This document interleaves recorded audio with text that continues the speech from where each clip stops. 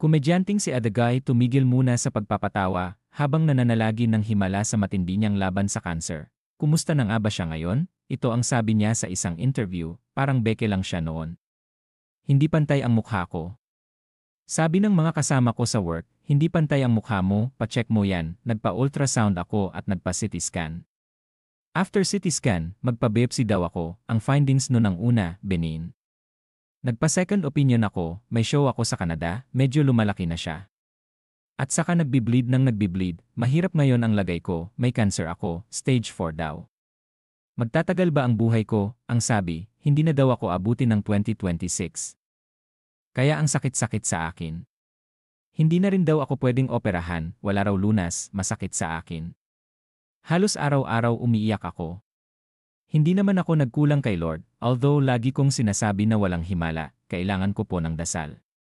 Kailangan ko po ng lakas at sana po makayanan ko ang araw-araw kong buhay sa ngayon.